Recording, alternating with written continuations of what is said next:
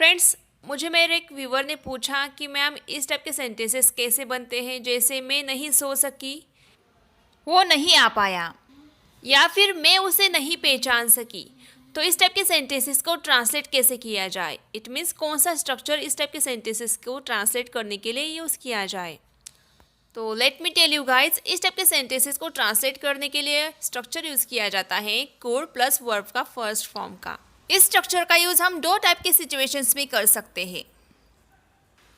First है जब sentences के एंड में सका, सकी, सके या फिर पाया, पाई इस टाइप के वर्ड्स आते हो, और दूसरी सिचुएशन है अगर सेंटेंस सकता था, सकती थे या फिर सकते थे इस पर ख़त्म हो रहा हो, तब भी हम कुड का यूज़ करके सेंटेंस बनाएंगे। इट मीन्स पास्ट में कोई काम करने की हमें एबिलिटी थी या फिर पावर थी, हम समर्थ थे या फिर असमर्थ थे, इसको इंडिकेट करने के लिए भी हम कुड का यूज़ करेंगे। तो चलिए एग्जाम्पल्स के ज़रिए इन दोनों ही सिचुएशंस को समझते हैं। अगर आपको बोलना हो कि मैं सो नहीं सका, तो ये सेंटेंस बनेगा I couldn't sleep, I couldn't sleep. Next example is मैं उसे पहचान नहीं सकी, I couldn't recognise him, I couldn't recognise him. जब वो स्कूल में था तब वो ठीक से किसी से बात भी नहीं कर पाता था।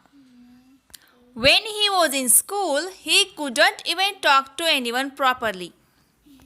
When he was in school, जब वो स्कूल में था, he couldn't even talk to anyone properly. वो ठीक से किसी से बात भी नहीं कर पाता था। तो इस सेंटेंस में फ्रेंड्स मैंने उस लड़के की पास्ट में जब वो स्कूल में था तब किसी से बात न करने की असमर्थता दिखाई है। तो इस टाइप की सिचुएशन में भी आप कुड प्लस वर्ब का फर्स्ट फॉर्म का यूज़ करेंगे। अगला सेंटेंस स्ट्रक्चर है will be plus able two plus verb का फर्स्ट फॉर्म। फ्रेंड्स इस स्ट्रक्चर का यूज़ हम तब करेंगे जब आपको कुछ इस टाइप के सेंटेंसेस बनाने हो, जैसे कि मैं नहीं जा पाऊंगी, या फिर आप कुछ दिनों में घर जा पाएंगे, या फिर बोलना हो कि क्या तुम वहाँ अकेले जा पाओगे, वो ये काम नहीं कर पाएगा। तो फ्रेंड्स इस टाइप की सिचुएशन में हम फ्यूचर के लिए कोई बात करते हैं, मतलब फ्यूचर में कोई काम कर पाएगा या नहीं कर पाएगा। तो इस टाइप के सेंटेंसेस सकूंगा, सकूंगी, सकेंगे, पाऊंगा, पाऊंगी, पाएंगे इन वर्ड्स पे ख़त्म होते हैं। तो आपको आसानी से पता चल जाएगा कि ये स्ट्रक्चर यहीं पे यूज़ करना है। तो चलिए इसके कुछ एग्जाम्पल्स देखते हैं। मैं नहीं जा पाऊंगी, I won't be able to go, I won't be able to go. या फिर अगर आपको किसी को पूछना हो क्या तुम वहाँ अकेले जा पाओगे, तो आप पूछ सकते हो Will you be able to go there alone? Will you be able to go there alone? आप कुछ दिनों में घर जा सकेंगे। You will be able to go to your house in a few days. You will be able to go to your house in a few days. Let's see one more example. मैं उससे बात नहीं कर पाऊंगी, I won't be able to talk to him. I won't be able to talk to him.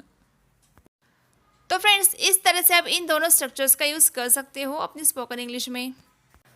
Guys कुछ sentences ऐसे भी होते हैं जो हमें बोलने पड़ते हैं, जैसे कि उसने अपने जान की परवाह किए बिना मुझे बचाया, उसने अपने भविष्य की परवाह किए बिना अपने भाइयों की परवरिश की, उन्हें पाला पोसा, या फिर उसने अपने बजट की परवाह किए बिना, ख्याल किए बिना घर खरीद लिया। तो किसी बात की या किसी चीज़ की परवाह किए बिना हम कुछ करते हैं, तो इसके लिए इंग्लिश में एक फ्रेज़ है इर्रिस्पेक्टिव ऑफ। इसका मतलब होता है परवाह किए बिना। तो आइए इसके कुछ एग्जाम्पल्स देखते हैं। उसने अपनी जान की परवाह किए बिना मुझे बचाया, He saved me irrespective of his life.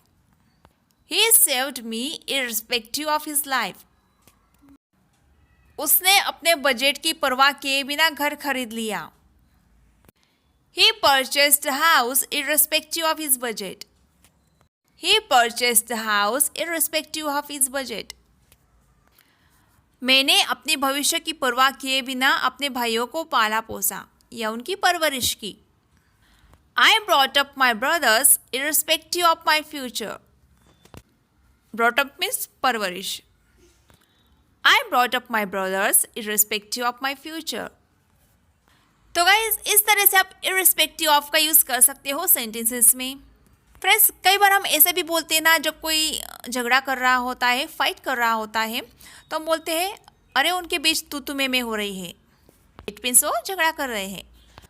तो इस लड़ाई झगड़े को या फिर तू में करने को इंग्लिश में वर्ड है रैंगल। मानो अगर आपको बोलना हो कि वो रमेश के साथ तू में कर रहा है, तो इसे हम बोलेंगे he is wrangling with Ramesh. He is wrangling with Ramesh. या फिर हम ऐसे भी बोलते हैं ना कि तुम उसके साथ तू में क्यों करते हो, तो इसे हम बोलेंगे why do you रैंगल with him. Why do you रैंगल with him. Friends हमारी डेली कॉन्वर्सेशन में हम ऐसा बहुत बार बोलते हैं कि तुम्हें क्यों इतनी मिर्ची लग गई, या फिर तुम्हें क्यों मिर्ची लग रही है, मतलब तुम्हें क्यों बुरा लग रहा है, तुम क्यों गुस्सा हो रहे हो। तो मिर्ची लगने को इंग्लिश में बोला जाता है गेट पेपरी। सपोज आपको बोलना हो कि तुम्हें मिर्ची क्यों लग रही है, तो आप बोल सकते हो why are you getting peppery. Why are you getting peppery. या फिर बोलना हो कि तुम्हें क्यों मिर्ची लग गई, मतलब तुम्हें क्यों बुरा लग गया, तो हम बोलेंगे why did you get peppery. Why did you get peppery. या फिर कोई बहुत जल्दी छोटी छोटी बातों पर गुस्सा हो जाता है, उनको मिर्ची लग जाती है, तो हम ऐसा बोलते हैं कि तुम्हें छोटी छोटी बातों पर मिर्ची क्यों लग जाती है, तो इसे हम इंग्लिश में बोलेंगे why do we get peppery over such trifles. Why do we get peppery over such trifles. Trifles means छोटी मोटी बात, मामूली सी बात।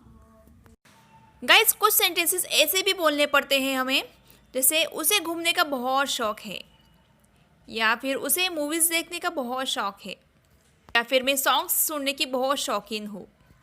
तो फ्रेंड्स किसी चीज़ का शौक होना, शौकीन होना, इसको इंडिकेट करने के लिए, बोलने के लिए इंग्लिश में एक स्ट्रक्चर है fond of plus gerund. It means verb का आईएनजी फॉर्म, या फिर समथिंग मीन्स कोई चीज़ हो सकती है वो। फॉर एग्जाम्पल अगर आप ऐसा बोलना चाहते हो कि मुझे फिल्में देखने का शौक है, या फिर मैं फिल्में देखने का शौकीन हूँ, तो आप बोलेंगे I am fond of watching movies. I am fond of watching movies. या फिर अगर आपको पूछना हो किसी बच्चे के लिए क्या उसे पढ़ाई करने का शौक है, मतलब इंटरेस्ट है उसे पढ़ाई में, तो आप पूछेंगे is E fond of studying.